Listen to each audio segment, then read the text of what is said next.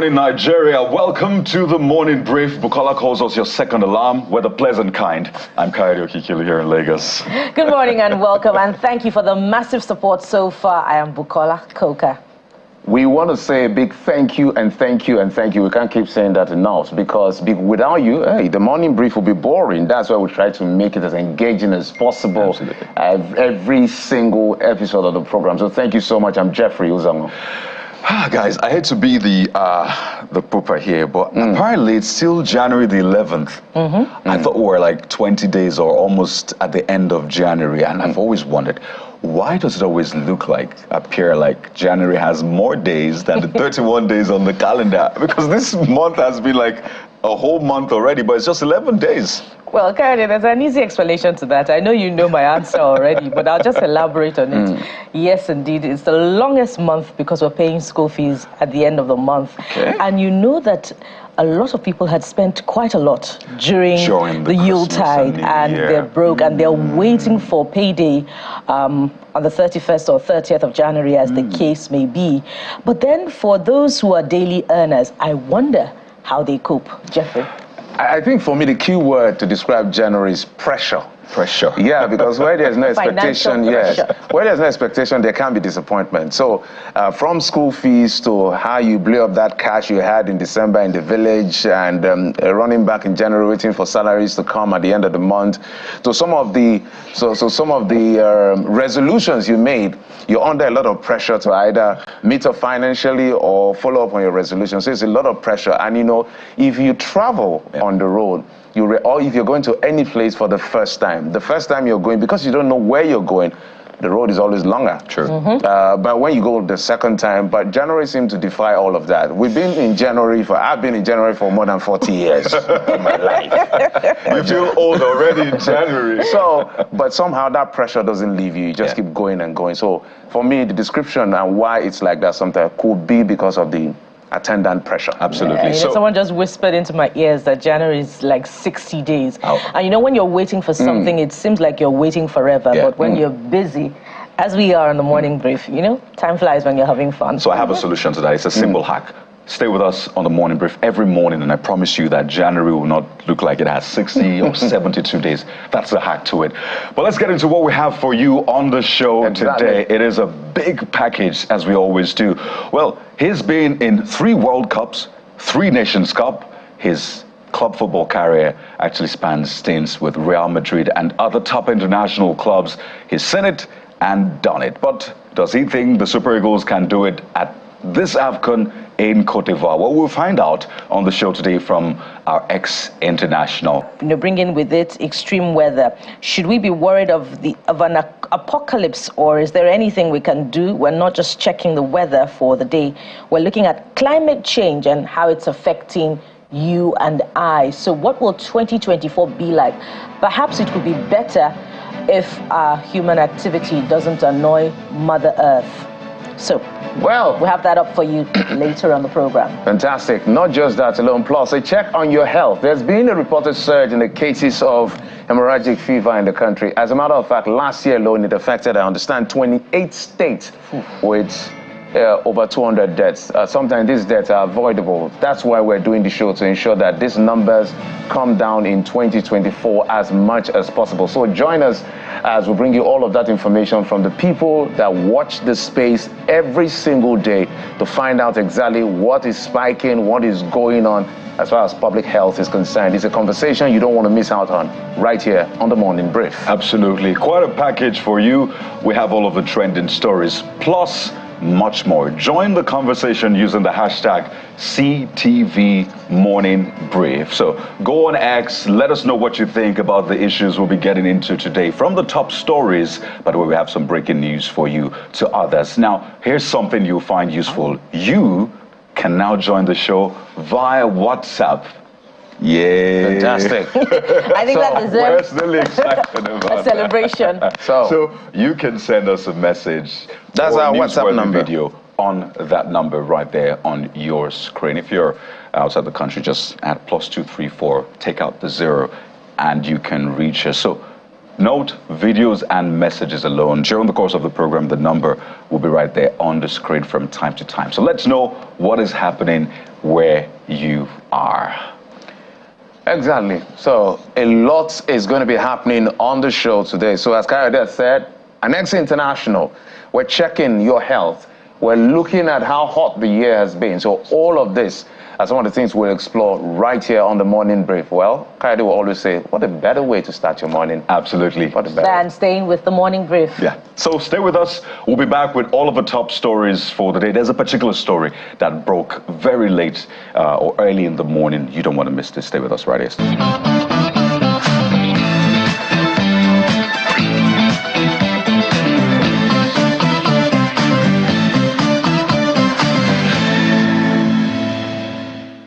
We'll begin with the developing story. It's a major shakeup in the banking sector affecting 3 commercial banks. Well, just a stroke of midnight, the Central Bank of Nigeria announced the appointments of new executives into the boards of Union, Keystone and Polaris banks after it earlier dissolved the board. Now, according to a statement that was signed by the acting director of public communications of the Apex Bank, Sidi Ali, the new executives oversee the affairs of the banks with immediate effect. So there you see the names of the new executives of Union Bank, Keystone Bank and Polaris Bank. Yetunde Oni as Managing Director and Chief Executive Officer, Maniru Bali Ringim, the Executive Director for Union Bank. For Keystone Bank, Hassan Imam is the Managing Director and Chief Executive Officer, Chioma Mang is the Executive Director, and for Polaris Bank, Lawal Mudatiru Omakayode Akintola is MD CEO, and Chris Onyeka Ofekolu is the Executive Director. This is a big story. I will be bringing you more on that during the course of the program. We move on from that for a moment. Now, what they previously had in common was the Ministry of Humanitarian Affairs. Now, these 2 women are reunited at the EFCC. In fact, 3 women, if you would say, and it's not for the best of reasons. Suspended Minister Betta Edu and her predecessor, Sadiya Umar Farouk, are still being questioned by the anti-graft agency for various alleged financial malfeasance during their separate stewardship at the ministry. Well, to stop them from possibly eloping or leaving the country, the EFCC has now seized their travel documents as well as that of a former national coordinator of the National Social Investment Program, that in SIPA, Halima Shehu, who is also being probed for alleged embezzlement of 44 billion naira. The EFCC had said it recovered about, 39 billion naira out of 44 billion naira allegedly embezzled from the government account by Shehu. Well, you may have seen that earlier on, and that you saw was a former minister, another former minister who is in the eye of the storm, but his tenure actually dates as far back as almost 2 decades ago. Talking about Mr. Olu Agloye, who has now been remanded. He was a Minister of Power and Steel Development under the Obasanjo government. He's been remanded in Kuje Prison as Correctional Center. That's a new term by Justice Onwebuze of the Federal Capital Territory High Court. He was arraigned by the EFCC on a 7-count charge bordering on fraudulent award of contract and official corruption. He pleaded not guilty to all of the charges when they were read to them. And after the remand order, Justice Onwebuze set Thursday, that is today, January 11th, for hearing on the bail application. So, of course, we'll be back in court following this particular story concerning the former minister. But that's not all.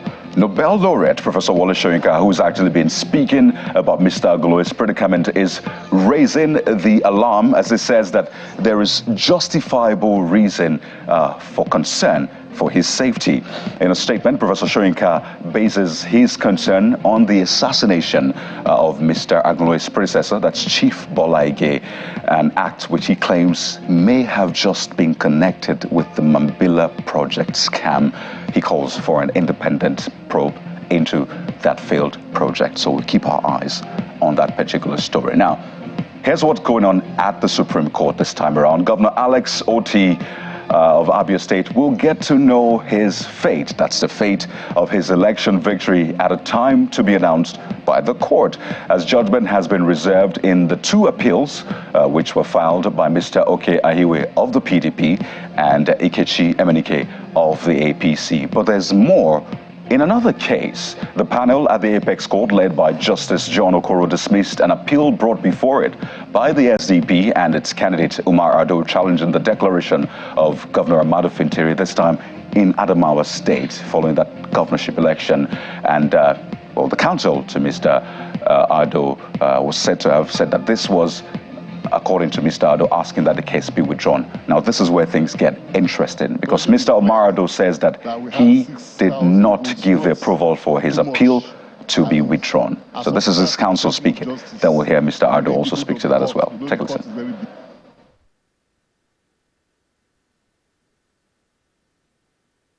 I was waiting to hear that at least the case has been adopted, it's been reserved for judgment. Now then, I saw you said that it's been drawn. Before I even comprehend what you were saying, the lawyer called me that they are out of court. I said, what's happening? You know, the newsmen are telling me that my case is withdrawn. He said, yeah, it is the court that, forced them to withdraw, but they are on the way to my house. So they came to my house and they sat down where you are, and what happened? And they gave me the entire briefing. They withdrew the case. And then I told them that you have no right to withdraw my case. You should have told the court, my lordships, this is not our matter. We are representing a client. We cannot on our own order for the withdrawal of this case. Kindly determine it one way or the other, or allow us to consult with our client. That's the thing that should happen. It did not happen. And I heard that my case has been withdrawn, and that the impetus of the withdrawal comes from the Supreme Court.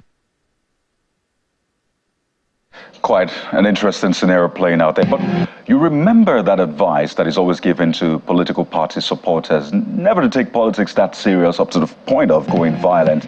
Well, this is a classic example as to why that should always be the case. In a twist of events, Mr. Daniel Bwala, you remember him, spokesperson of the PDP presidential candidate Atiku Abubakar. Well, he has made what you might call a U-turn and declared support for President Bola Tinubu, a man whom he campaigned against and criticized. That was pre and post-election. Well, after a meeting with the president at the presidential villa yesterday, Mr. Bwala, who said he came on the invitation of the president, told State House correspondents that he is excited about the recent policy decisions which were taken by the president, which according to him demonstrates that the president is about the people and not just protecting his team. Now, I wonder how members and supporters of the PDP would feel Mr. Bwala was actually not always in the People's Democratic Party. He only defected in July 2022 after now President Bola Tinubu chose his running mate Kashim Shettima of the same faith. We'll take a listen to Mr. Bwala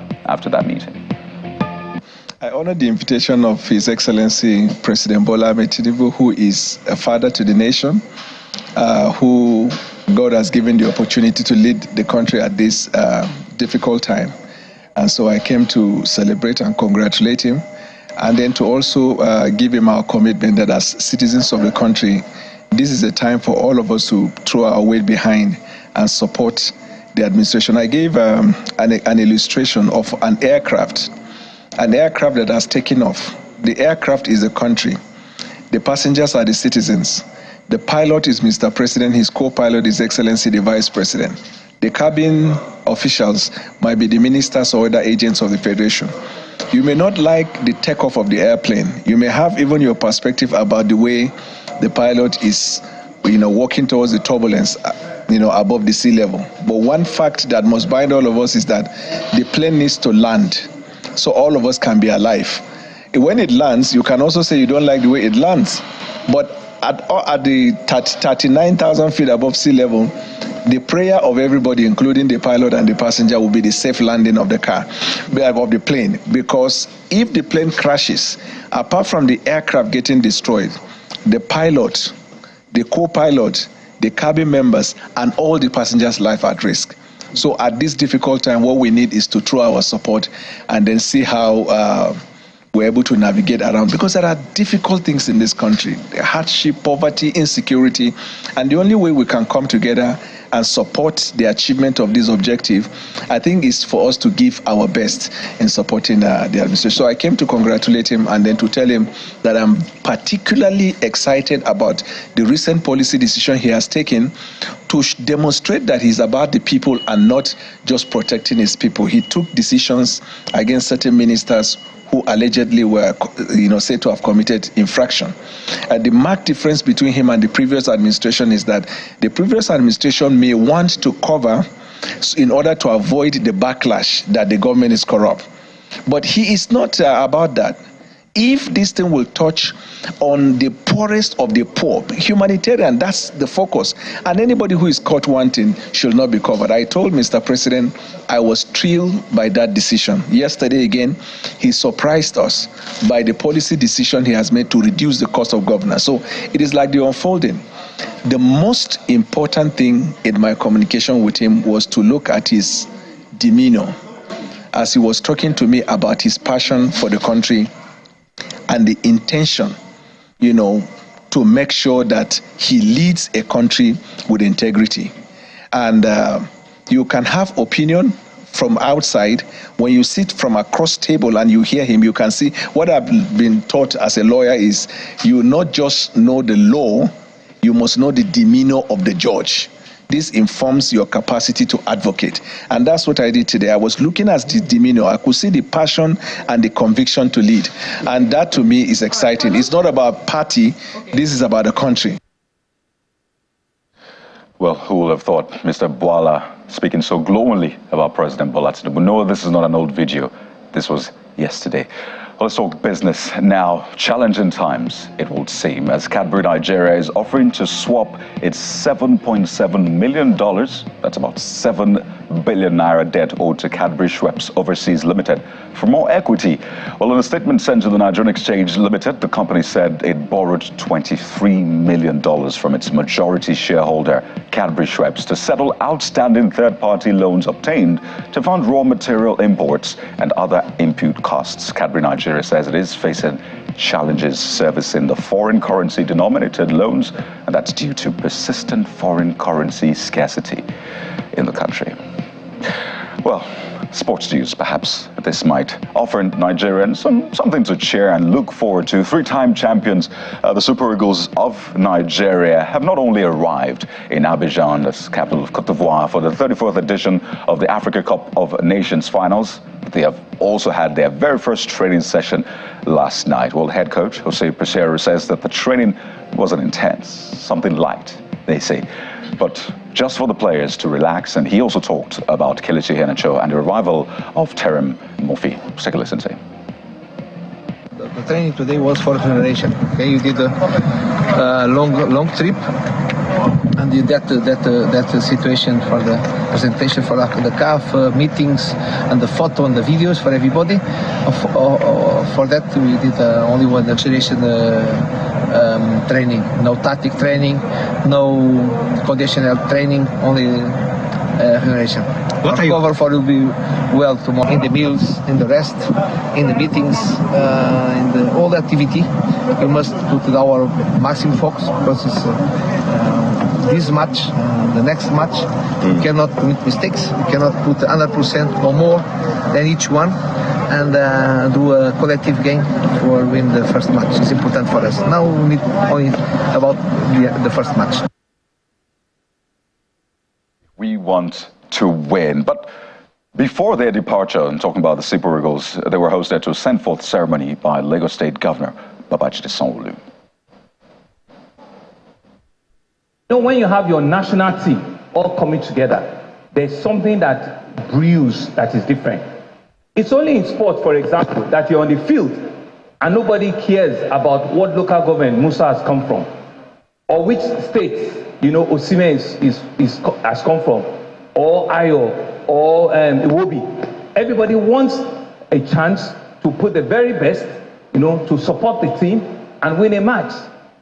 So what doesn't divide us cannot come into play in sport. So you can see that indeed, at this time, you are our country's unifier. As much as the pressure we're going to be putting on you that will expect you to do that for us, we believe we have the men in the room here on this center table that can do it for us. Please, let's give them a round of applause. We believe it's a show of 11 versus 11. People might have said that, no, we don't think you are. No, we don't think Nigeria has a team. It's really to believe in yourself. And once you believe in that yourself, and as a team sports, then we're on that conversation. We're on that track already. And so what you are going to be saying to yourself once you are coming out from that tunnel is that I'm wearing a green, white, green shirt. No matter what the obstacles are, no matter what the challenges are in my country, no matter what the hiccups are, no matter what price fuel is doing, or whatever it is, I want to go out there and demonstrate that as a Nigerian, there's a total of 220 million.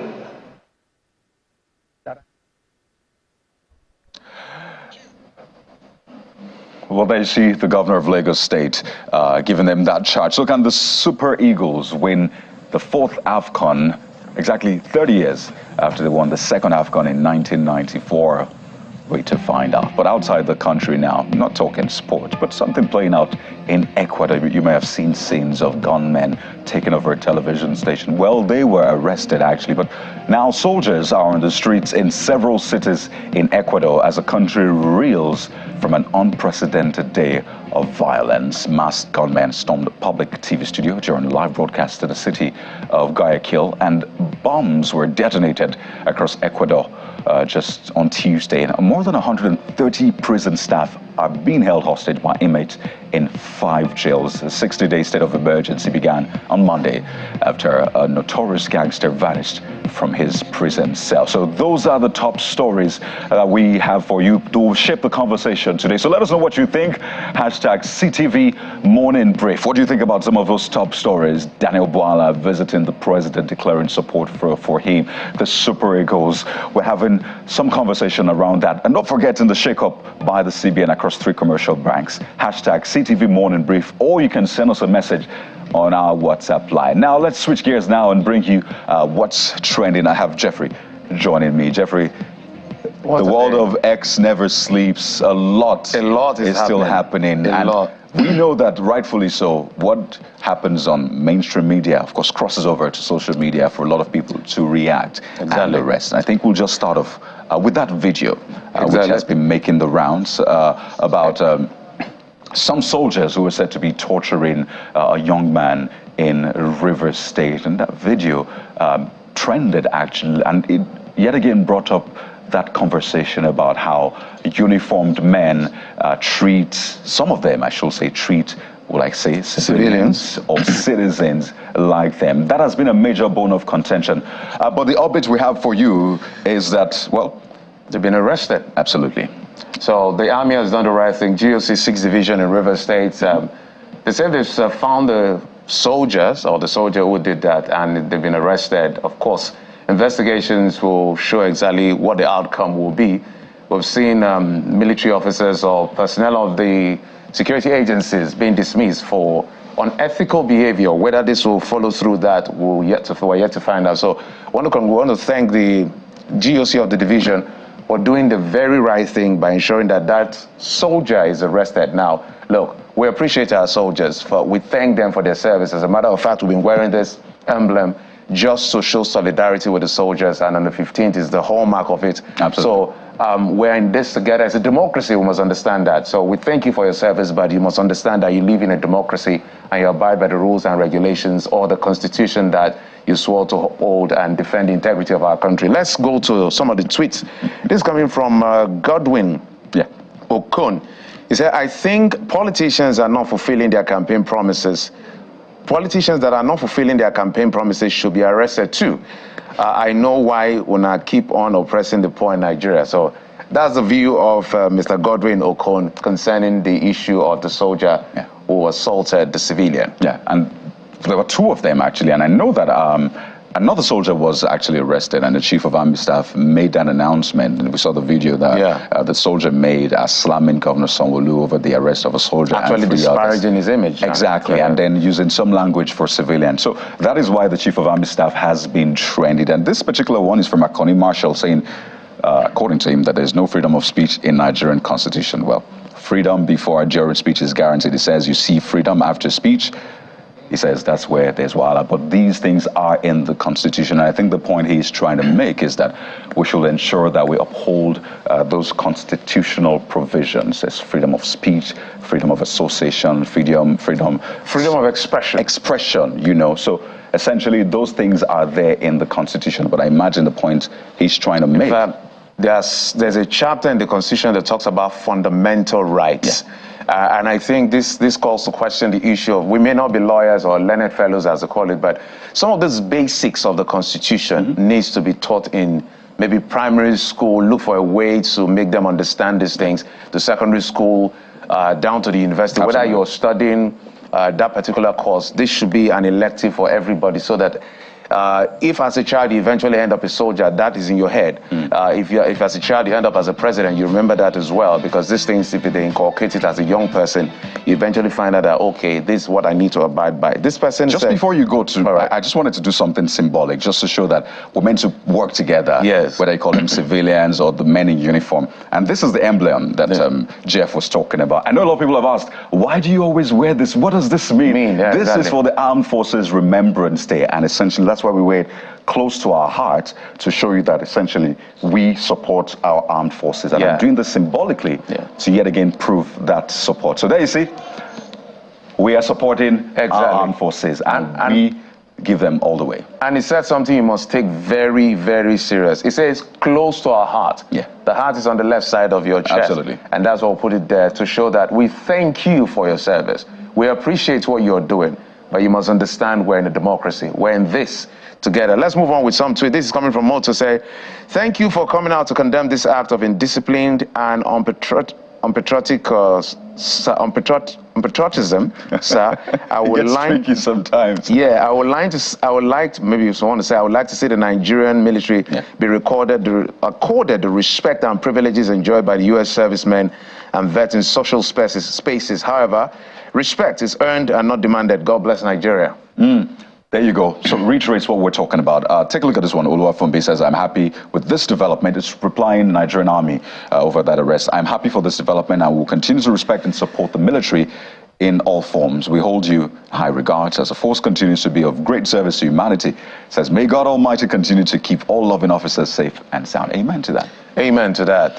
All right. So maybe we have to move on to other tweets now. Let's leave off this issue of the army to the issue of the EFCC. I know you've been reacting to what's been going on with the EFCC. It's been an avalanche of investigations, arrests, and all of that.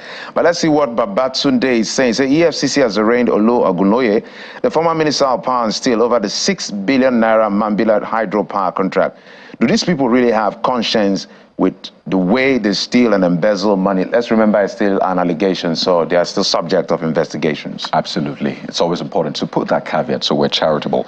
Oscar Ike Jr. says, the way alleged stolen money is being mentioned in this country, you think Nigeria funds the world economy? Yeah, sometimes when you see those monies. But don't forget, the world economy is, what, multiples of trillions of dollars. So yeah, I get the point, but we're not even scratching the surface just yet. But hey, corruption should never be condoned. An investigation should be allowed, be done in the free and fair and objective manner, so we can come up with the right. The truth is that we don't even have the money for anyone to go and steal. Our debt burden, debt stock is over 80 trillion naira. I'll say that again. And our deficit in our current budget is quite wide. Now they've increased it by 1.2 billion. So there's really no money to be, to be embezzled or stolen. So anyone who picks up pilfers will have to face the anti-graft agency. That's what we're saying. Baron Chimeka says, this prosecution won't yield any result, and as a matter of fact, it will take about 12 to 15 years to conclude this case, in addition to 20 years already gone since the alleged incident took place. And most definitely, any conviction will be set aside on appeal. If you know, you know. Well, I'm not sure what to make that. Well, let's have some faith in the system, right? Let's have some faith in the system. Let's hope that this will be different. Look, I can understand where they're coming from, but let's have some hope and faith in the system. Questions. PIED, if there is no money for development, where do all these politicians find the money they're accused of stealing, he asks. So I think it raises that question, which you asked again. Quite a number. I think this Moses Daniel says, honestly, doing great work, that's the EFCC. Why posting his passport photo? Because this makes it look like is a better, I don't want to use that word. This is not how to post Yahoo boys for you. 6 billion is not 6 million. What's going on here? Well, all right. There's still the CBN. There's still the CBN story on the announcement from CBN. We'll be getting you some more on that during the course of the program. But that's essentially some of the things you are saying this morning. So let us know what you think about the top stories and, of course, the conversation. We'll be back in a moment with our very first conversation. Stay with us. It's still the morning brief.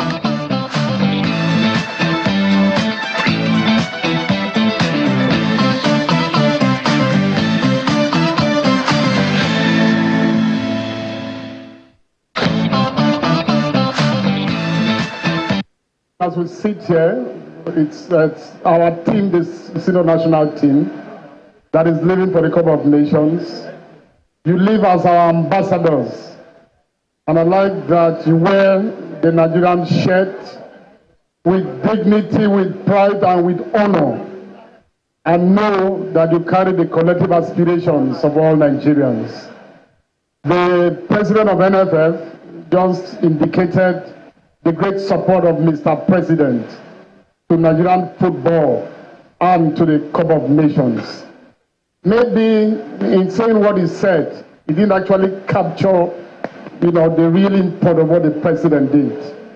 Let me announce that on the last day that Mr. President spent at work at Aston Villa before he traveled to Lagos for the Christmas break, in one fell swoop, the president approved the payment of close to 12 billion. 12 billion in one fell swoop.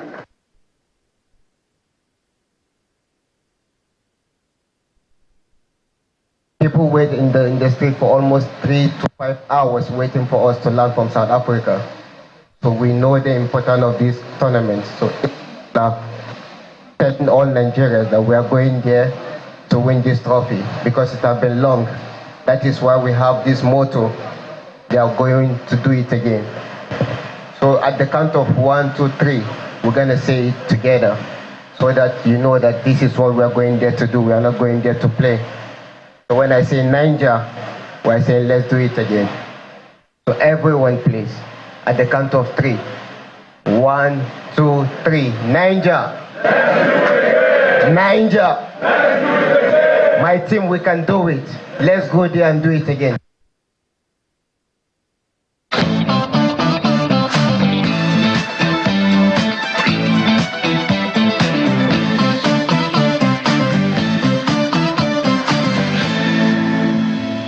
So that's it, Niger. Let's do it again. Ahmed Musa saying there while they were in Lagos before they departed for Abidjan in Cote d'Ivoire. So let's get a sense of what to expect, how these tournaments work, because we are at home, watching our television sets, and we're expecting a lot. You didn't kick the ball well. Why did you lose that ball? That was a clear goal, and all of that. But there's always a lot more going on the pitch, on the sidelines and the rest. So we have joining us on the show this morning an ex-Super Eagles player, is a La Liga ambassador, Mutiu Adepoju. But we know him as Chief and Headmaster. Good morning. Thank you for joining us on the Morning Brief.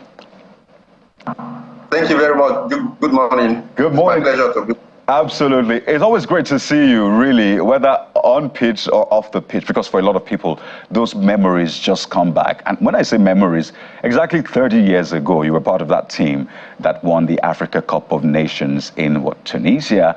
And a lot of people are hoping that 30 years after that second one, yes, we won one in 2013, just about 10, 11 years ago, we're going to win again. That's why we're having you. So hopefully we'll use all of that goodwill and bless the Super Eagles with it. But speak to us, before we get into the nitty-gritties, how is a winning team made?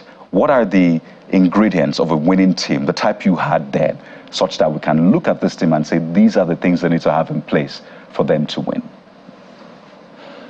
Well, thank you very much, for this invitation, and I think it's an opportunity, and very glad that I'm here with you this morning. Winning team, I think there are a lot of ingredients. Talent is number one, and I think it's not only talent. The it's not, the talent is not, enough. There are so many other ingredients in which, if, put together, there's going to be success.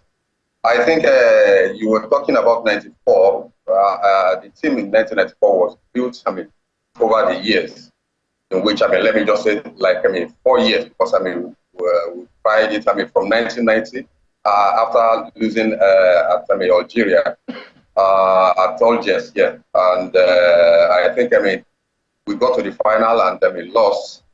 So unfortunately, I was not, in that team. So it was immediately after I started, coming in, I was invited into the team. So we started building the team, and over 1992, Senegal 92 went there, and we came third. And till 94, we virtually qualified for the first time for the World Cup in history. So I think it was been built over years, and I think when you have the talent, there are so many other ingredients too. Because the team has to come together. There has to be synergy between the team, both the team and the coaches. They should have the same vision, and they should work for it. Yes, I believe that it's possible this year in Cote d'Ivoire. Because we have talents in Nigeria, we have the players, all of them, they are playing very well in their various clubs. And I think, just need other ingredients, like, having the same vision and working for each other, and, going for what they want to do. Working for each other too, like during the games. Many games which are not the same. So they should, at least, know which game they are playing, and how to go about it, and try and win all the games. Well, good morning, Headmaster. Pardon me. I wonder if you don't mind me addressing you as Headmaster. It's good to see you. You know, we're all hopeful that the Eagles can repeat the 2013 feat and the feat from previous years. And just days ago, we were having that conversation with our correspondent. And of course, the concern is about the competence of the coach because of the Eagles' poor run of form under him. And as an ex-international, I'm sure that you're just as concerned as well. Do you believe that Coach Jose Peseiro can deliver the goods in the coming AFCON? And more importantly, the scrutiny that he's being subjected to, how healthy is it for the morale of the Eagles in the camp? The scrutiny, let me just say that anybody that wants to say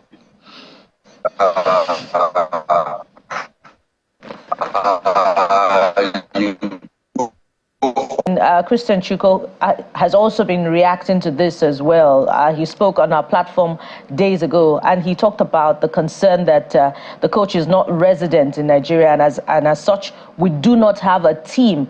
Those were his words, to be precise, that it is crucial for the coach to be resident at home so that he can develop the local team. I wonder if you agree with him, and if not, what other alternative administrative issues can address the coherence that we lack in the national team? Well, I think we've been having this over years, and this is not for the coaches. So at least to be grounded here in Nigeria, and at least if he's not living here permanently, but he should be able to, not only when there is match. That's when you're going to come down to Nigeria. The Nigerian league is very, very important. Although I'm not going to attach that, because I know at the end a coach will want to choose the best players that will serve him, that are going to give him a victory. But I think the league too is very, very important, and I believe that he should be able to at least be able to identify some players in the league and try and see how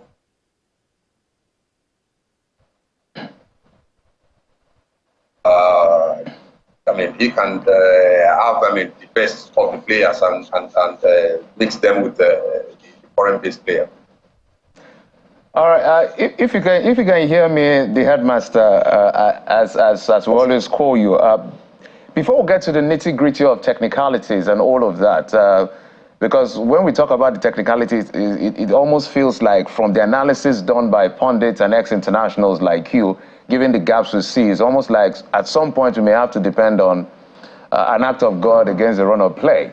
But we'll get into that. But the first question I want to ask is, when we look at the team in '94 and even go way into '96, there's a bit of a difference in the level of passion, and maybe I can stretch it further in terms of patriotism. What do you think is going on with this crop of players? What can be done to make them as passionate and as patriotic? We're not saying they're not patriotic. I'm talking about comparing that time to now. How can we make them to be as passionate and patriotic as your generation? Well, I mean, when you're talking about passion, I think everybody in Nigeria have passion for this game, and the footballers too. But time has changed, and our period, I don't think there should be comparison. Yes, I think it's very right to compare, but our issues and things that we look up to and all that are different from what is happening now. All the players at this moment, I won't say they are having everything very easy, but they are all playing in their very professional abroad, and during our period there are players that are just willing and wants to play to get to somewhere and try and do things and all that.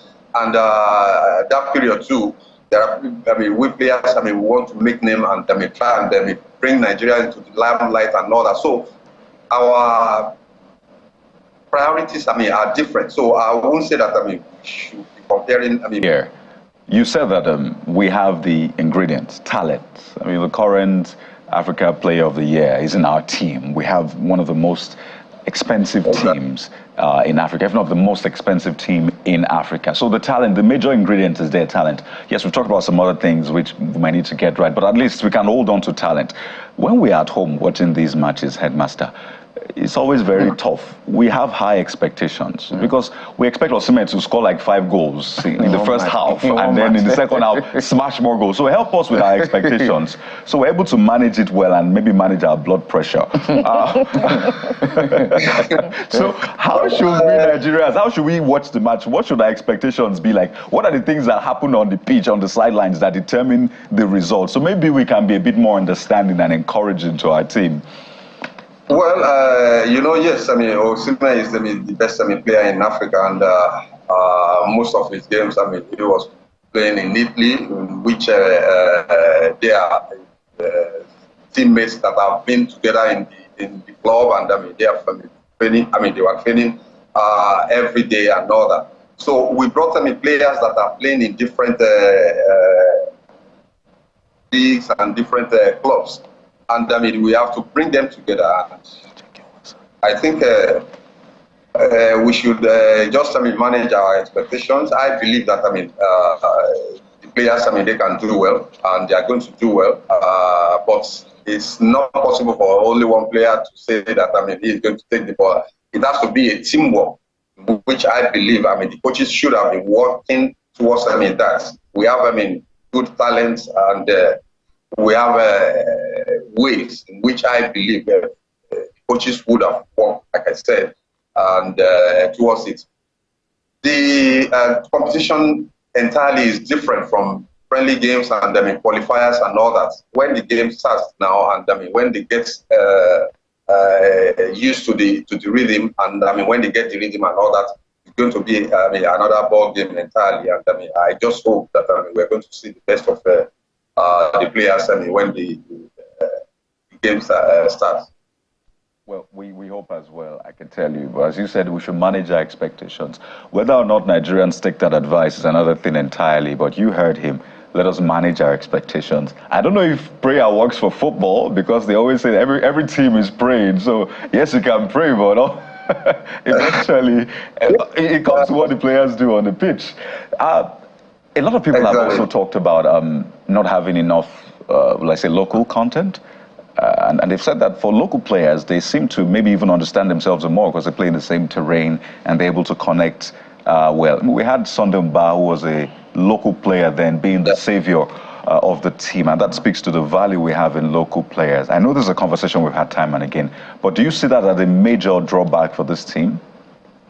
Well, I wouldn't see it that way, but it's very, very important to have a local players in the team.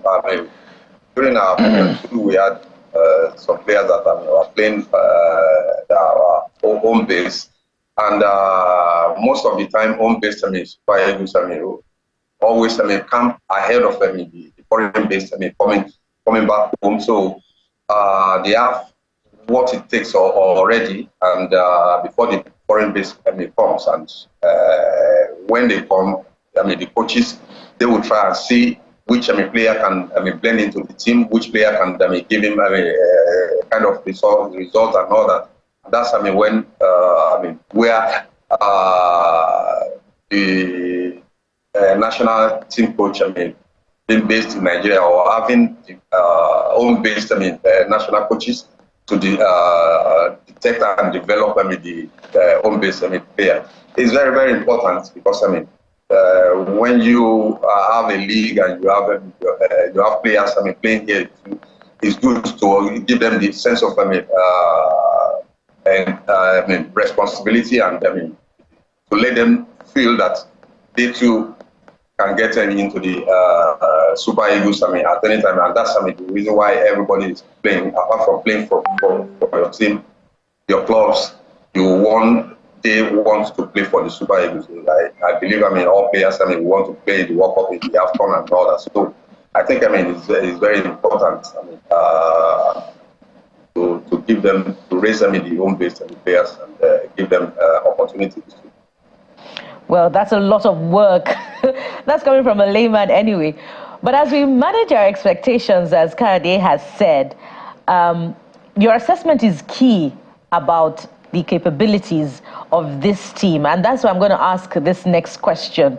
What is your level of, how far do you think the Eagles can go so that we can also say, okay, maybe they'll get to the semifinals or the finals. So how far do you think the Eagles can go, particularly amid all of these concerns about injury?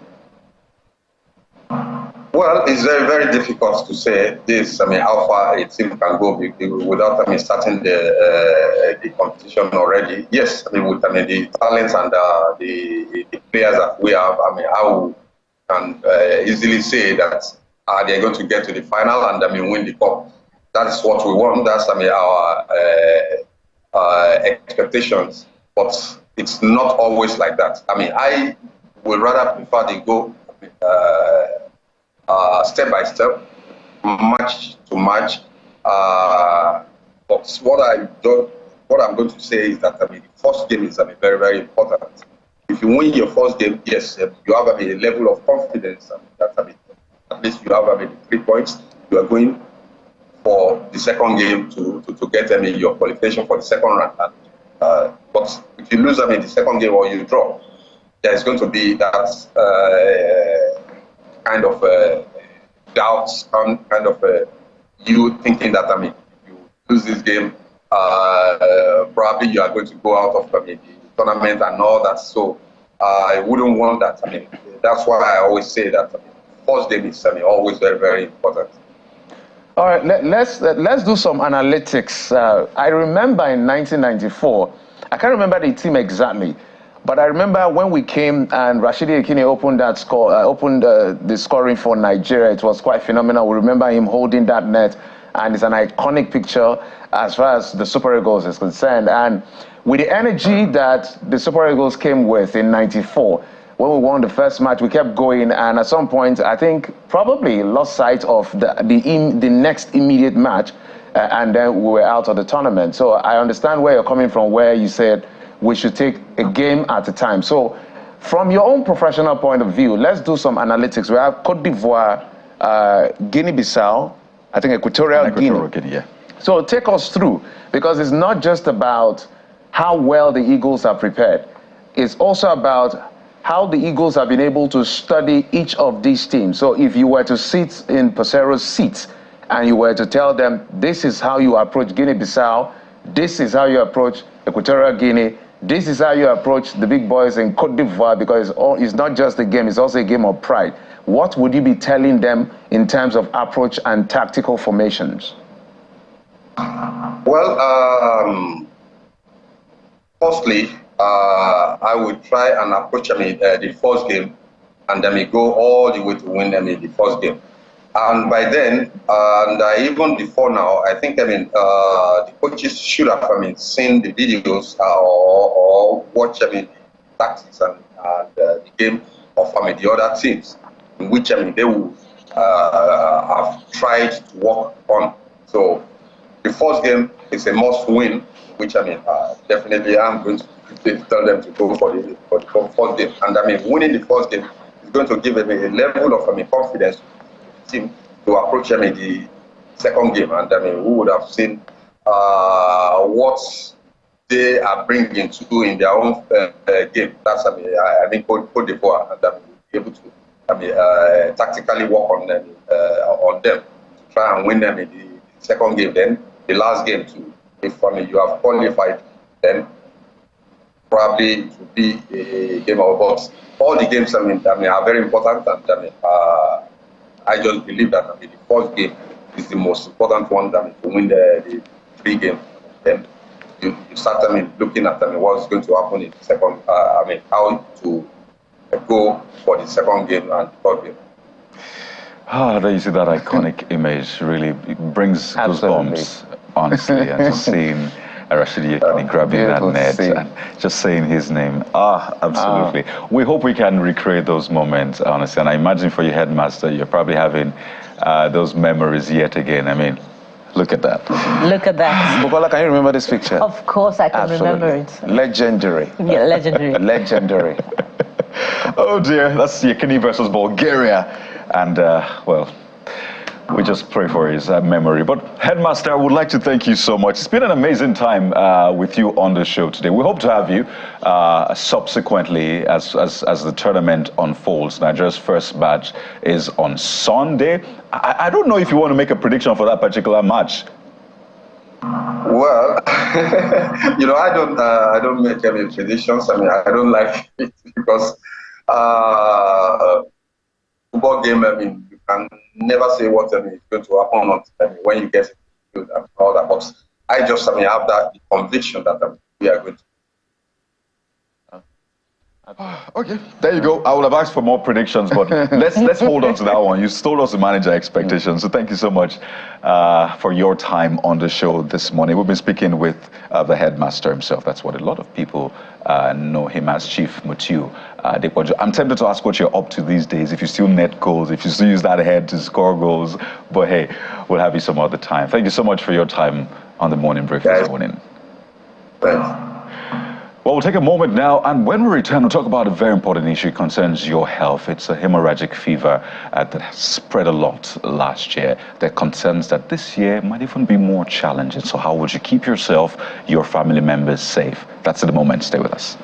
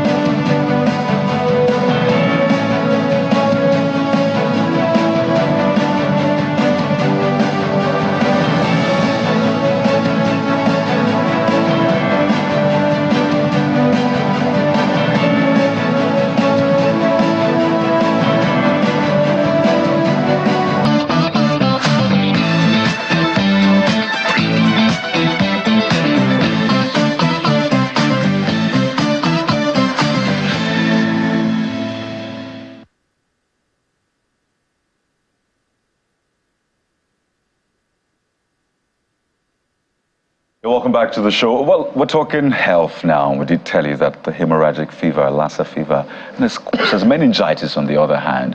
Now, they are wreaking havoc, but we have to stay ahead of them. And this morning, we're speaking with the leading primary healthcare agency in Nigeria. Well, also concerns diseases and the rest. We're joined by the DG of the Nigeria Center for Disease Control, Dr. Ifedayo Adetifa. He joins us via Zoom from the nation's capital, Abuja. Well, good morning, Dr. Adetifa. It's good to have you on the show. Good morning. Thanks for having me. Well, Happy New Year to you, I must say, because it's the first time we're having this conversation. But clearly, your work continues round the clock. I imagine that health issues don't go on holiday, so you have to work round the clock as well. Before we get into some of this hemorrhagic fever, meningitis, and the rest, I'd like you to give us a broad view of the year 2024. Just let's set the tone. So please tell us, what are the major public health issues that we're likely to face this year? I know that a lot of people have hoped to hear this in 2020 when we had COVID, maybe some sort of heads up. But when you look at what the year holds, what are the major public health issues that you think we might have to combat this year, such that Nigerians are aware and ready, being the leading public health institution? Thank you for that question, and Happy New Year to you. There are a few things to consider. We have our seasonal diseases that we know of, so I think it's relatively easy to set the expectation for Lassa fever, which was already alluded to. We're in the Lassa fever season at the moment. It's meningitis season as well. We had a large number of cases of diphtheria last year. Although the numbers have gone down now, we still expect that we will have the continued challenge of outbreaks of vaccine-preventable diseases as long as vaccination coverage remains suboptimal. And then we have the expectation of the risk of sort of reemerging or emerging diseases. So we have seen dengue in Sokoto and other places, and with what is expected with climate change and human activity in the environment and changes in the behavior of vectors like mosquitoes, we anticipate that we will see a lot more of that. Cholera is a problem that we see from time to time, both seasonal and otherwise, and we expect that as long as the risk factors in terms of water, sanitation, and hygiene persists, we should still expect to see outbreaks of that disease in particular as well.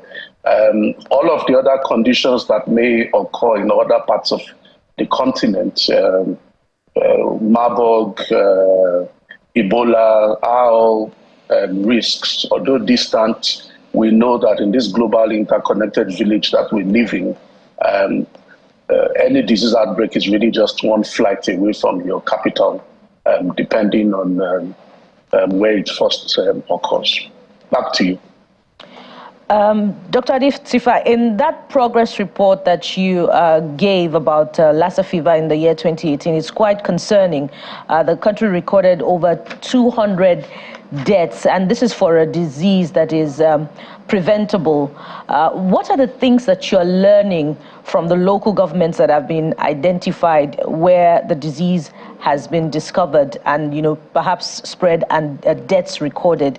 What are the things that we're learning from these local governments that can help us to better adjust in terms of public health and then prevent the spread in other areas, particularly as we look into 2024? Lassa fever is what we call a zoonotic illness. So it affects a number of rats or rodents. Doesn't cause severe disease in them, but then when human beings are exposed to saliva, feces, or urine of these rodents, or when they come into our households and contaminate our food, then we get infected. So we know that we need substantial changes in behavior in terms of how we handle food, in terms of how we store food in the within our households, and then even things like the traditional practice of burning bushes and all of that, which sort of destroy the habitat of these rodents and force them to come into our dwellings to look for food.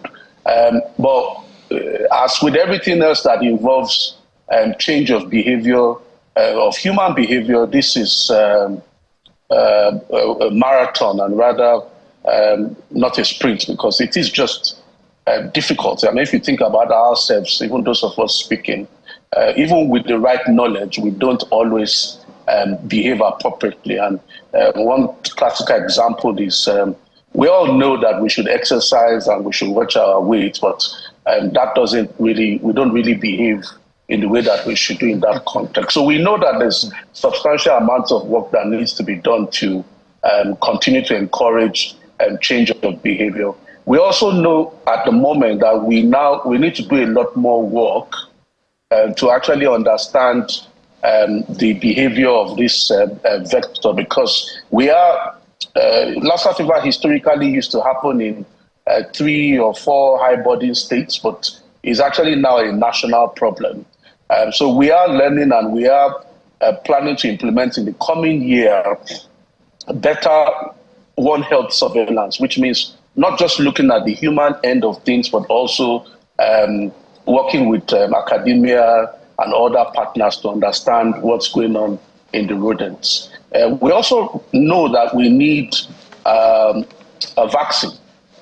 Okay, so you said earlier that it's a preventable disease. Yes, largely, but it does not have a vaccine yet. And in recognition of the need for that, the Honorable Coordinating Minister for Health and Social Welfare in September last year inaugurated the National Lassa Fever Task Force that is co-chaired by the DG NAFDAC and myself, basically to bring a national lens and ensure that national priorities and ownership are reflected in the whole process of developing and conducting clinical trials and research for Lassa fever vaccines.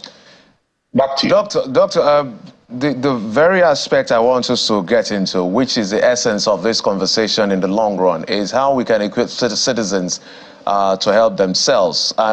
With the way this situation is, you have illnesses that have similar symptoms, conflicting symptoms. So you may be assuming you have malaria, not knowing you have Lassa fever. You know what happened with Ebola. You know what happened with COVID and all of that. So sometimes, if you're not a professional, or you may not really know exactly which is where I want you to come in helping citizens. I know that you put out publications on your platform to alert the people, educate the community, and engage them. But there's another opportunity for you to also say, okay, if you feel this or feel that, this is what you should do. I want you to explore that line of thoughts. Okay, good question. So there are many causes of what we call an undifferentiated febrile illness. So it's just a big term saying that one has an acute onset of fever and other related symptoms, which will be typically body pains, headache, poor appetite, nausea, vomiting, and all of that. The sad thing is that in the early phase of any acute febrile illness presentation, none of those symptoms are classical for any particular condition. So it is very essential for fellow citizens, members of the general public, to ensure that they present to a health center to have appropriate testing and evaluation. It's important to have a proper test to rule out malaria, not assume that it's malaria or typhoid, the other things that people typically do. And it's important to also see healthcare workers so that now that they have a heightened sense of what we call clinical suspicion, they can also take samples to investigate you for all of the things that they are thinking about. So whether it's meningitis or it's Lassa fever. And there are opportunities to make diagnosis if samples, if people present early and specimens are taken for testing. And in the case of Lassa fever, and as applies to many illnesses, early presentation, early diagnosis is really the best predictor of a good outcome in terms of treatment, because outcome is also related to starting treatment early, as all of the supportive treatments that are required. So if I summarize, once you have symptoms, please present to a health care facility early.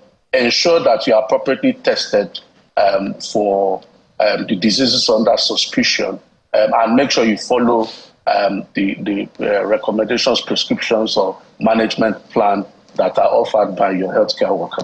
And then comes the natural question, the next question, just how equipped are our healthcare centers, primary healthcare systems for these sort of presentation? Because, I mean, not everybody will come to NCDC. In fact, nobody is expected to come to the NCDC in any case. They go to the hospital closest to them. So how equipped are they? What sort of education have the health workers received such that they're able to, okay, differentiate and then call for the test? Because you said ensure that you're tested, but sometimes you cannot force the healthcare worker to, you know, administer a test that they don't want to administer or they're not convinced you need to get. So help us understand what sort of preparation has gone into this in terms of training, equipping them to adequately handle and manage these cases.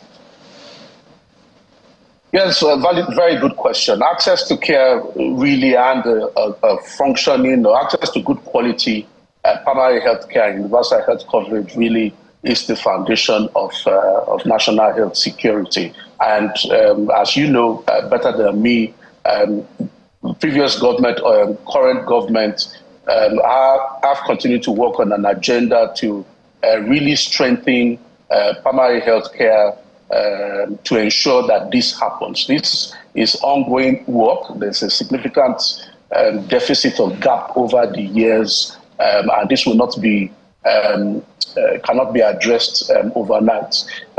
In addition to that, so we are currently working with the National Primary Health Care Agency to implement infection prevention and control for healthcare workers, and part of that training, apart from helping them understand how to prevent or protect themselves and their clients from transmission of illnesses within the healthcare setting, is to also recognize all of these dangerous diseases and what needs to be done to diagnose them. So what we have in place at the moment is advisories have also been issued for healthcare workers. We historically have opportunities to train states and local government public health authorities on it, and there are actually ongoing training on integrated disease surveillance and response, and even provision of the materials that they need as job aids and all of that. There is a process already established where if you need to investigate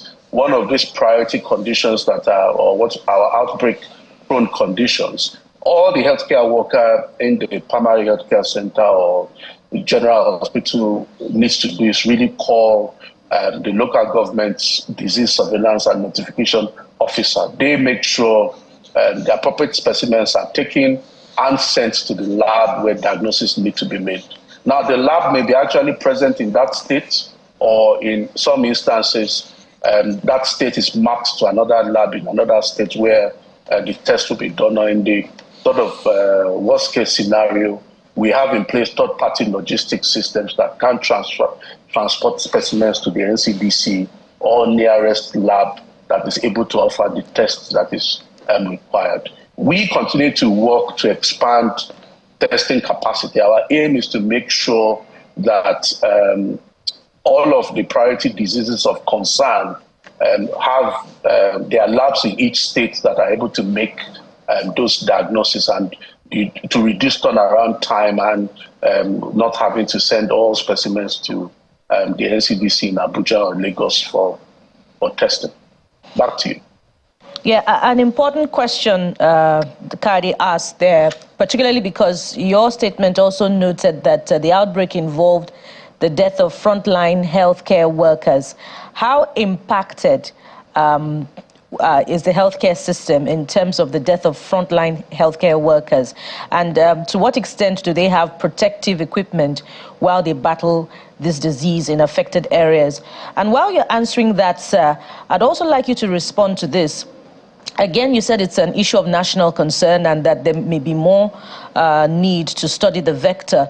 But Ghana, neighboring Ghana, declared an end to the Lassa fever outbreak last year, May, and Ghana is just as affected when it comes to the brain drain in the health sector. As a matter of fact, the report says 4,000 nurses left Ghana in 2023 alone. But what can we learn from Ghana in its healthcare system if it's been able to declare an end to the Lassa fever outbreak as far back as May last year? Let me start with your the last question. Lassa fever is endemic to Nigeria, to Ghana, Sierra Leone, Liberia, and Guinea. Okay, when Ghana declared the outbreak over in May, that was not the end of Lassa fever. We actually also did the same thing. So there's a process of, we have Lassa fever cases throughout the year. You declare an outbreak when the cases reach or cross a certain threshold. And the essence of doing that is that you recognize the need now to bring to bear extra resources and effort to bring the disease under control, because the numbers have suddenly crossed a threshold where you declare an outbreak. So a formal assessment is done, like we just did, and actually we will soon sort of formally declare that we do have a Lassa fever outbreak. But then we will do another assessment at some point in time in May or June similarly, and then we will declare the outbreak over and sort of scale down the response activities from a response mode to maybe just being alert or maybe just being in watch mode. So I hope that clarifies what has happened in Ghana, and this is a process that actually happens for all disease outbreaks. We will do the same thing for meningitis as well. A lot of these diseases of concern, they happen sporadically or throughout the year. When you have an outbreak is when the numbers that you are seeing cross a preset threshold in terms of how quickly they have accumulated or what the total number is like. So back to the first question. Often the Lassa fever season is heralded, or the sentinel event is that we have a healthcare worker who has caught that and died. Any loss of a healthcare worker is a really sad event. It's sad, obviously. This is an individual, a parent, a spouse, a child, a relative, has colleagues, has friends. So on a personal, community, family level, that's a big loss. In terms of the healthcare sector, you're losing typically our experienced nurses, obstetricians, senior or principal medical officers. That's a great loss in the healthcare sector that is already challenged by inadequate numbers of healthcare workers across all cadres, so whether it's pharmacists, nurses, or doctors, or even some of the other junior cadre. And that just contributes to the challenge of being able to provide quality care, or what we call the human resource for health. So part of what we're trying to do to address that is basically scaling up our national infection prevention control efforts and to make sure that that cascades down to the lowest level. As you know, we got impetus in IPC, as we call it, effort in the context of the COVID pandemic, and a lot of resources went into setting that up. However, COVID was looked after at sort of the highest level of health care.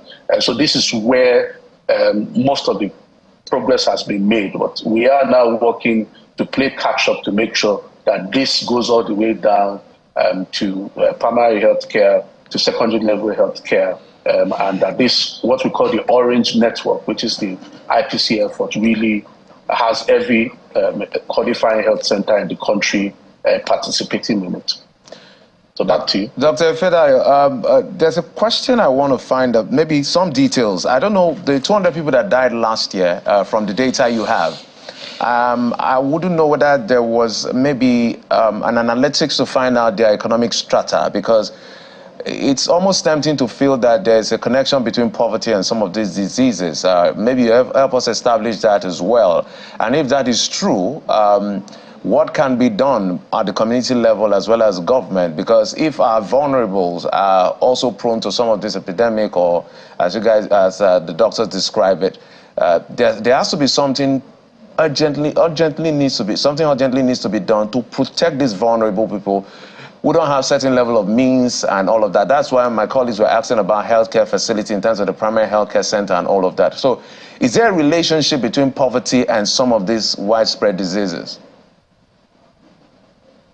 It's a good question. I think it doesn't even matter whether it's epidemic or an outbreak-related disease. There is a clear relationship between socioeconomic status and health. And very frequently, whether it's for vaccine-preventable diseases like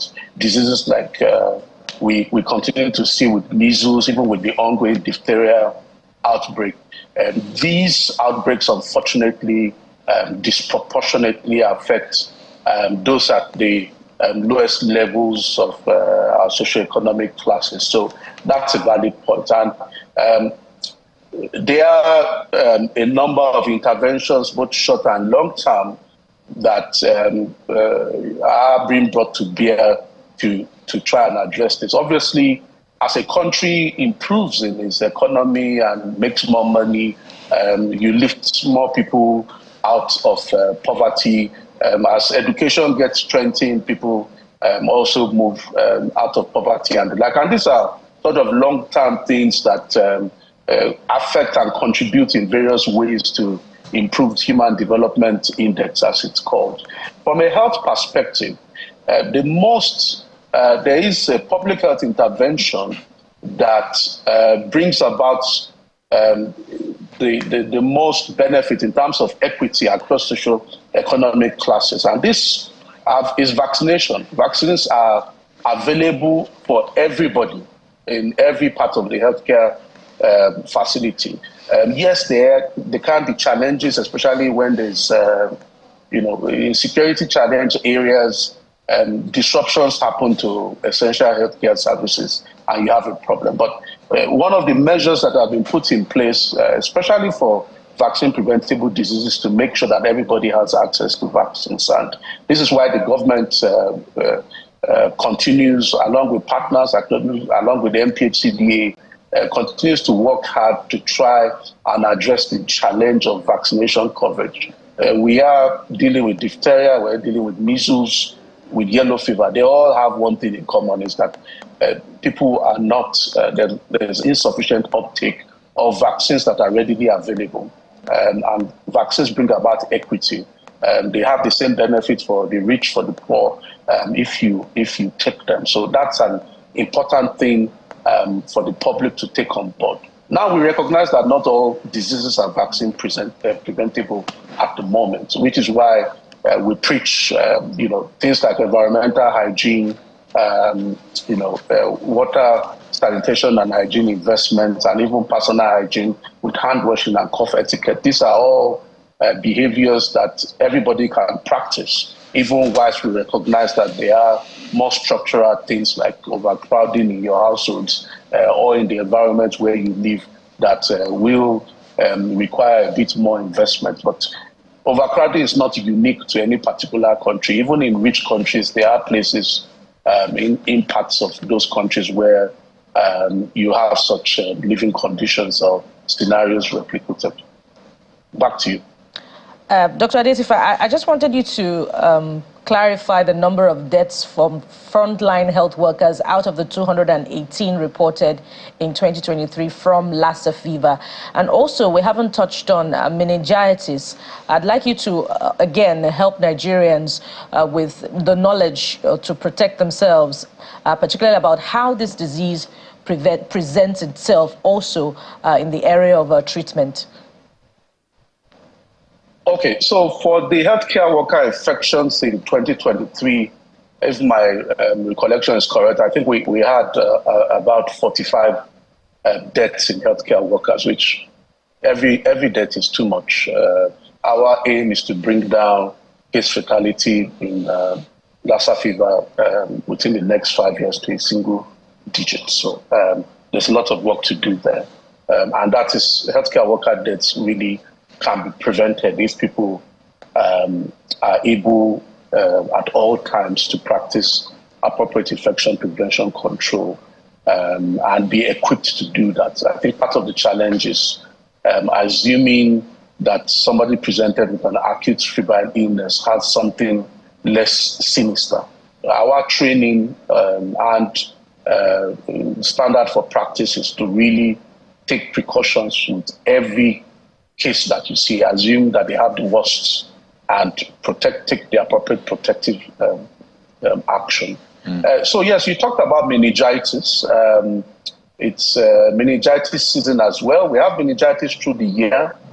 We also have a particular zone of Africa extending all the way from the west in Senegal to the Horn of Africa that falls within something we call the meningitis belt. So this part of the continent, which includes significant parts of Nigeria, is called the meningitis belt because it is prone to having outbreaks of meningitis, especially during this time of the year when it is very dry, it is very dusty, it is cold, and there is an increase, as a consequence, there is an increase in respiratory tract infections because all of those conditions earlier described are not very comfortable for our respiratory pathway.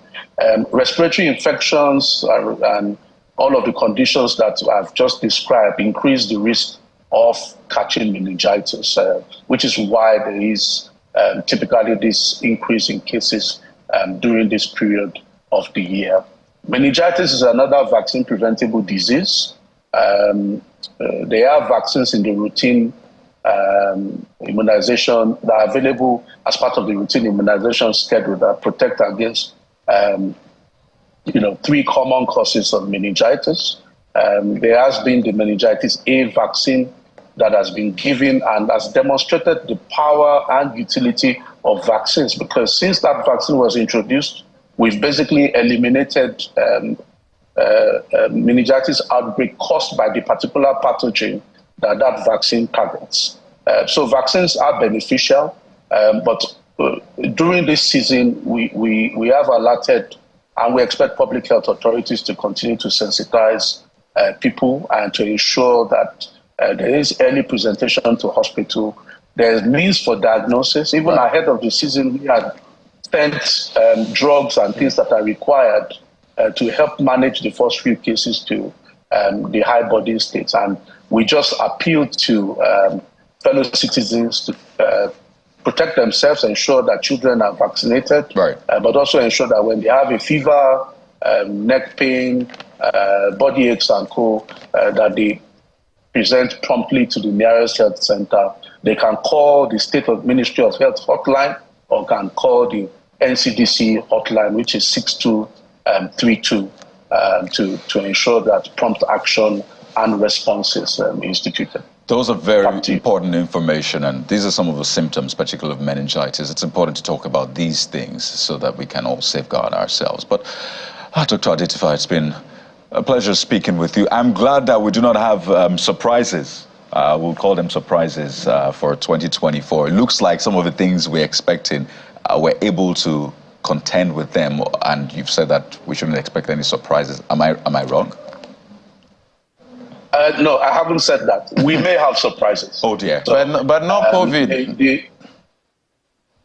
We did. So we may have. So remember that when we had COVID, the expectation was that we would have a flu pandemic because the last one was more than a century ago. I think it's important that the lesson to take is that, while we are hustling for survival and doing all that we do, we live in a shared environment with pathogens and other microorganisms that are doing exactly the same thing, hustling for their own survival. And in many of our activities in the environment we share with them, with animals and other things that we do not see, we come in close contact. Our activities in the environment impact on what happens to them, and vice versa. So there is always the risk that many of the pathogens that we are worried about that may cause an outbreak can cross over from animals to humans. And that's why we have to maintain a heightened sense of vigilance. And make sure that we're able to detect these priority pathogens where they are happening, right, and should they actually cause an outbreak. But just to leave you with final points is that most of the outbreaks that we have had, including COVID, are zoonotic pathogens. So as I said, these are pathogens that primarily affect animals, but are able to cross over what we call the animal-human interface and infect humans. So Lassa fever, Mpox, COVID, flu, Marburg, Ebola, just the count goes on. And the risk of them occurring remains there as long as we share our environment with animals. Okay. And we need just to remain watchful. Well, Dr. Adesfa, we have to run now, but we'll hold on to that. It's funny when you say everybody's hustling, but you know what they say, no grief for anybody. So you're telling Nigerians not to grieve for the pathogens, I imagine. And for those Nigerians who have a love for, buying that bushmeat when you're traveling down from the southwest, Dr. Adesfa, what do you have to say to them? No, some people even eat, maybe you add to that question, Dr. Adesfa, people whose pseudo staples are also rats. I would advise them to please change behavior and find substitutes. Okay, there you go. Dr. Ifedayo Adesfa, DG NCDC, thank you so much for your time. We wish you the very best this year. Thank you for having me. Absolutely. So we've talked about your health. It is very, very important. But we're talking about something that the planet, the world has in store for 2024. It's not to scare you, it's to prepare you for what is coming. We'll talk about those issues, how it affects you and I in a moment. It's still the morning brief. Stay with us.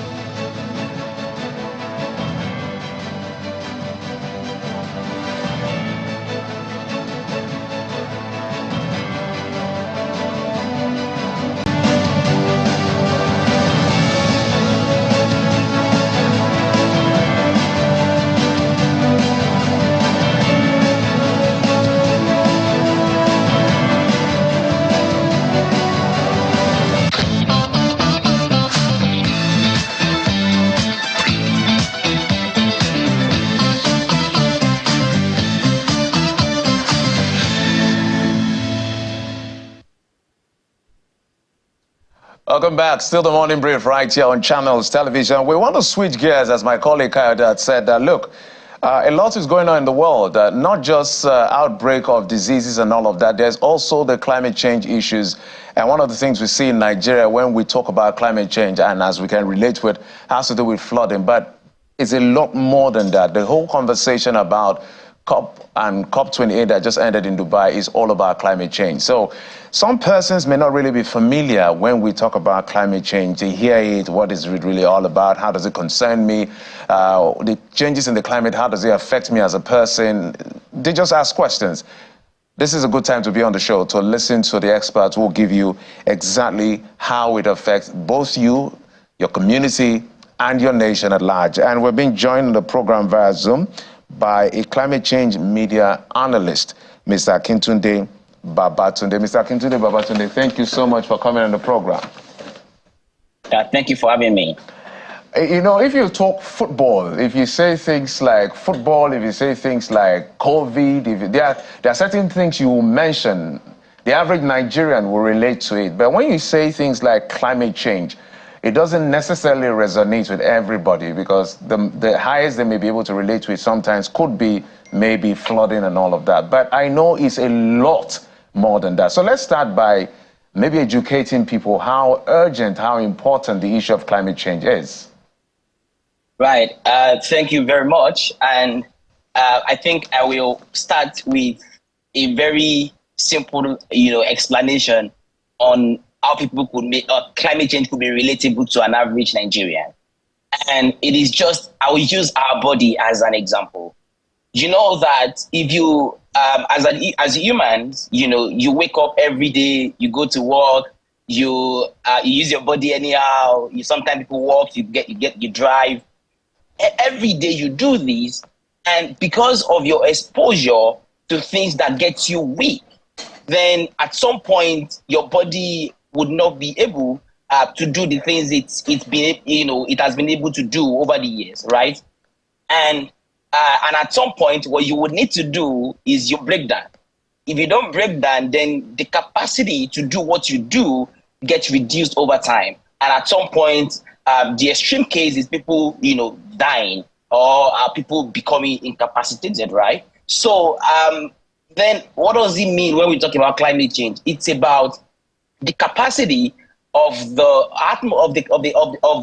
environment, of the atmosphere, to absorb to absorb greenhouse gas emission that has been coming into it over the years. And what does that mean? Would be because of the industrial revolution and the way we live our life, right? So we get to emit certain emission that we call greenhouse gas emission that makes the capacity of the earth to be unable to hold that, and that sort of affects the way the climate operates. And like I mentioned about our body, where you continue to work and work and work without paying attention to the things that get you weak and get you to lose your energy, then the same way the continuous emission of greenhouse gas, sort of make it difficult for, that increases the earth temperature and makes a mess of it. And if that also becomes difficult to understand, then there are consequences of these continuous emission. And emission, this is actually interesting because this emission is caused by everybody, because the way we live our life sort of affects the way the climate, affect climate change. That's why we say climate change. And then that then have, evidence in when we talk about sea level rise, when we talk about, the warm temperature, when we talk about, unusual rainfall, whether low or more than enough rainfall, when we talk about a lot of disaster that is associated with the changing climate.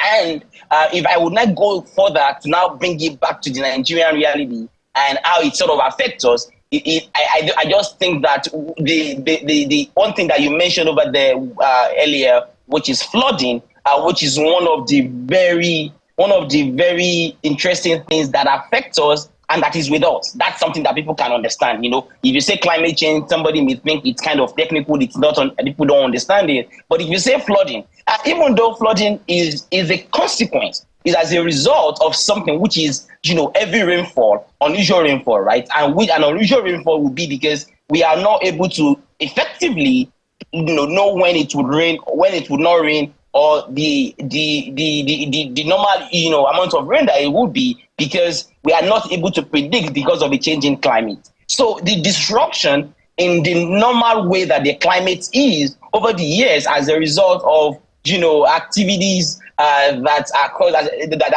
increases greenhouse gas emission in the atmosphere, it sort of means that the climate is changing. And like I mentioned, if people fail to take care of themselves, and that means if we fail to take care of the climate by regulating activities of human in a way that is green and sustainable, then it will continue to be a mess.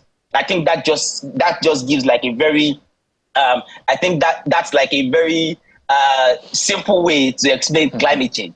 Yeah, and beyond flooding, there's also desertification in Nigeria's north, right. And we saw that picture, which also is responsible for the push of, the sedentary herders who come further down south, to look for grass for their cattle to graze. And there's also that big problem of erosion in the southern part of Nigeria. But in all of this, let's go to COP28 now and look at the gains that Nigeria was able to secure, which, a lot of environmentalists has termed minimal compared to what other African countries were able to secure from the conference. However insignificant is it, how do you see, that very important need to deploy it to tackle some of these challenges that we have identified back home? Yeah, thank you. And because COP happened just a few weeks ago, I would give a little background to the things that happen at COP and how it sort of affects Nigeria, and I would then use it as vulnerable countries, because at the level of COP, which is Conference of Parties, that just means like conference of countries, partners and stakeholders, that talk about climate change. At that level, there is a global consensus within the United Nations framework on climate change, which is how countries, have promised to deal with climate change, and we call that what countries would do to deal with climate change in their country. We call that the NDC, the Nationally Determined Contribution. And then at the level of COP, countries come around and say, if we are able to get this level of concession, then we would reduce our own emission. And I don't like to say, there is a very popular cliche that, everybody from African countries or from, least developing, from developing countries, they always say that, that the emission from Africa, a continent of about, 54 countries, is less than 4% of global emission. When you have some countries, individual countries, where their own emission, related to the global emission, is up to like 20%, right? So you would see that if a single country have an emission rate of up to 20%, and then you have a continent, which is 54 countries, have emission up to just less than 4% of global emission, you would understand that our contribution to making a mess of the climate, like I mentioned, our contribution to that, is very small. But it is small because we are not as industrialized as these countries. So we don't really have industries that, contribute to, to that level of emission. But now, at the level of COP, I would then speak specifically to some conversations that I think is, that affect Nigeria and Africa, at that level. So, in the early days, in 2009, there was a consensus that, developed countries that contribute more to emission, they should contribute money, called the climate finance. So they made a commitment to say they would make available $100 million, $1 billion annually, for countries in the countries that are not, responsible for majority of the emissions, to be able to deal with climate change. So there was that commitment. But since then and up until now, there has never been a year where all the developed countries at that level, have been able to live up to that promise. That's one. Then in Egypt in 2022, in Sharm el-Sheikh, there was a creation of the loss and damage facility. And what loss and damage facility means at the level of global climate change conversation is that countries that have that are affected by climate change, and then you mentioned desertification, you mentioned flooding, that has led to destruction, loss and damage, that this country should benefit from a pool of funds that is being, of course, now we have, countries from around the world again to contribute to this facility. And at COP28, total amount of money that was made available was not up to 2% of the total, level of damage that has happened. So you would understand that let me just wrap this thought so that just in 30 seconds, if you could just land on your thoughts. Right. So you understand that the money that was made available for loss and damage that would allow countries like Nigeria to deal with flooding, desertification, and the destruction that comes with climate change is less than 2% of what is needed at that level. And so you ask yourself, how much of these benefits the country? All right, there's a lot. I'm sure you have a lot to tell us, but we don't have the luxury of time. I couldn't Babatunde, but it's just quite disturbing and almost suspect that the advanced countries that are making it look like there's a climate emergency are not committing the same funds. Less than $1 billion was committed for all of this. And we saw the numbers in terms of what was agreed. And at the end of the day, vulnerable countries like ours suffer for it. And they're the ones screaming and shouting, climate emergency, the world is at risk. Bring the money, it's another kettle of fish. But we must thank you, Babatunde Akintunde, climate change media analyst, for coming on the program. We will definitely bring you in so that we'll get to know how it affects the average Nigerian, because we still need to use generators because we don't have light, and that contributes to climate change or climate as well. Some level of emission. But that's for another day. Thank you so much for joining us. All right, no worries. Thank you very much for having me. Bwala, there's a lot when it comes to this climate issue. Absolutely, and then there's that, a narrative from COP28 that, sometimes the negotiations, fall between climate activists and politicians, and then politicians grandstand and see that as an opportunity, for positioning. But of course, we'll have Babatunde back definitely to talk about his experience we'll have him back. But we'll go COP28. All right, we'll go for a quick. We'll go. Well, okay, maybe not necessarily. Let's go for a quick break just now, and when we come back, we'll bring in some thoughts that you would like to watch and listen to. Join us again.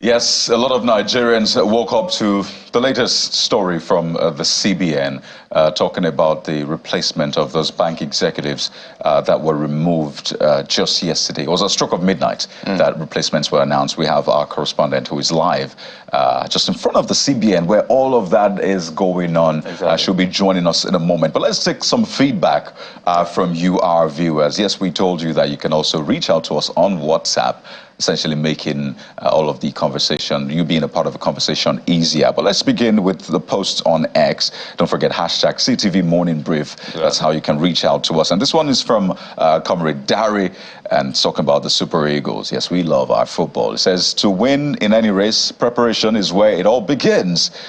The question is whether or not the Super Eagles are adequately planning to emerge Africa's champion.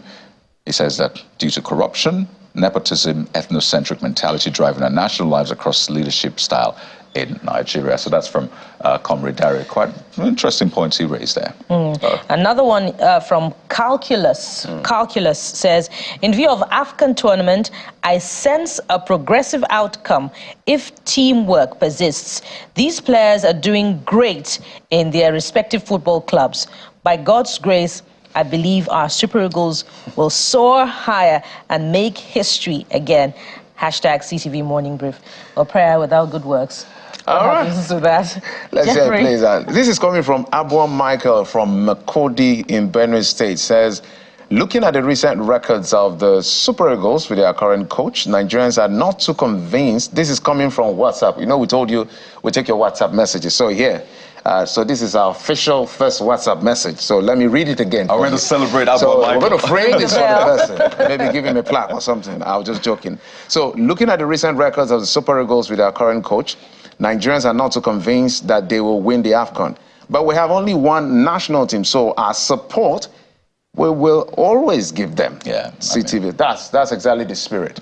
Despite what we think, we just have to support our own. And the beauty of the conversation is across borders. And we have Big Girl from Houston, Texas in the United States talking about that political, what I call it, political transfer window that is now open. Daniel Bwala having a meeting with the president, saying that he's teaming up with President Tinubu was not a surprise because he has to grease his own political wheels, they say. But let's bring in our correspondent, Victoria Longjohn, who is live at the CBN HQ in the nation's capital, Abuja. Finally, we see Victoria. Victoria, that is where a lot of eyes are on. But just walk us through what's going on, Victoria. Thank you, Kayode. So I'm live, like you said, at the central area, just 50 meters away from the headquarters.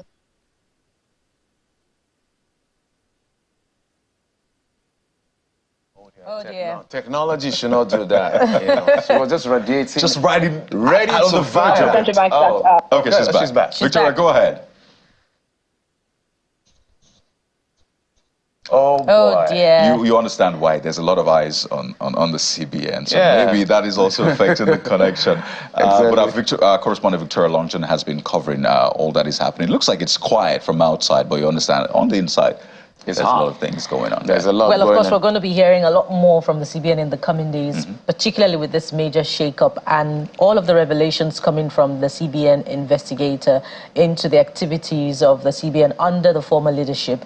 And of course, in recent days, you know, this shakeup in those 3 banks. Absolutely. One of the things I've been tempted not to talk about it, but let's just say it. This, as Kayode said, this transfer window that has been opened, you know, Bwala has just signed up to the APC. Well, not fully. He says that only God knows tomorrow. But you know when politicians say that. And then we have Senator Magnus Abi also signing up. So the argument sometimes is the fact that sometimes it's difficult to agree with politicians that you need to be in the ruling party to be able to support the government. And opposition is also support. You need a healthy opposition to be able to, you know, run a proper democracy. Say, in politics, there are no permanent enemies. There are only permanent interests. So absolutely. We have another PDP member who is loyal to the APC. PDAPC. We got to wrap up now. It's been fun on the show. We never want to leave, but we have to go right now. Sunrise Daily is coming up next. It's been a swell time. I'm Kayode Fikelu. Thank you for watching. I am Bukola Koka. And don't be alarmed by what's going on with the banks. Your money is safe. I'm Jeffrey Uzama. We'll see you tomorrow.